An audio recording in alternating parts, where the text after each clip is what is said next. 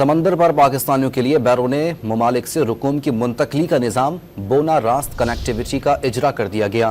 اسلام آباد میں تقریب کے خطاب میں وزیر اعظم شہباز شریف نے FBR کی ڈیجیٹلائزیشن کو مشکل قرار دیتے ہوئے جلد ہوم گرون اکنامک پروگرام لانے کا اعلان کر دیا۔ وزیر خزانہ محمد اورنگزیب نے باور کرایا کہ زر مبادلہ کے ذخائر مستحکم اور سرمایہ کاروں کا اعتماد بڑھ رہا ہے۔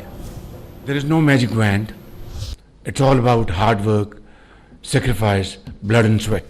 سمندر پار پاکستانیوں کے لیے بنا راست کنیکٹیویٹی منصوبے کا اجرا کر دیا گیا۔ وزیر اعظم شہباز شریف نے تقریب سے خطاب میں آگاہ کیا کہ بونا راست پاکستان کا پہلا کراس بارڈر رقوم کی منتقلی کا نظام ہے۔ منصوبے سے بیرون ملک پاکستانی مستفید ہوں گے اور حوالہ اور ہنڈی کا خاتمہ کرنے میں مدد ملے گی۔ وزیر اعظم نے اعتراف کیا کہ معیشت بہتر ہو رہی ہے لیکن مشکلات موجود ہیں۔ FBR کی ڈیجیٹلائزیشن کو مشکل کام قرار دیا۔ Our economy, it is on the improve, but still we are facing humongous challenges.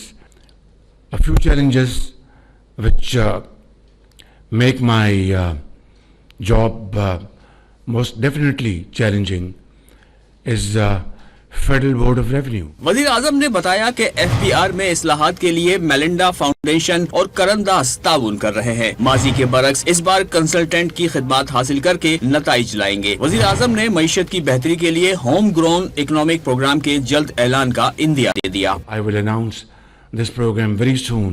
It's called Homegrown Economic Program. In the next week or so, we will finalize it, and I will go to the people and announce this program, which will be our program for the next 5 years as to how to improve our economy, our agriculture, IT, and of course all those areas hitherto untapped. وزیر خزانہ محمد اورنگزیب نے تقریب سے خطاب میں آگاہ کیا کہ زر مبادلہ کے ذخائر مستحکم اور سرمایہ کاروں کا اعتماد بڑھ رہا ہے۔ روپے کی قدر میں استحکام اور شرح سود میں کمی آ رہی ہے۔ باور کرایا کہ ڈیجیٹلائزیشن سے بدعنوانی اور غربت کا خاتمہ ہوگا۔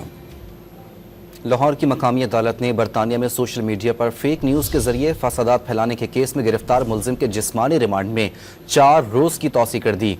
FIA نے 1 دن کے جسمانی ریمانڈ کے بعد ملزم فرحان کو عدالت میں پیش کیا۔ موقف اختیار کیا کہ ملزم سے ریکوری کرنی ہے اور ٹویٹ سے متعلق تفتیش کرنی ہے، لہٰذا عدالت ملزم کے جسمانی ریمانڈ میں توسیع کرے۔ جوڈیشل مجسٹریٹ نے ملزم فرحان آصف کے جسمانی ریمانڈ میں 4 روز کی توسیع کر دی اور ملزم کو جسمانی ریمانڈ مکمل ہونے پر دوبارہ پیش کرنے کا حکم دے دیا۔ ملزم کے خلاف FIA نے مقدمہ درج کر رکھا ہے۔ خبریں اور بھی ہیں، شامل کریں گے ایک بریک کے بعد، ہمارے ساتھ رہیے۔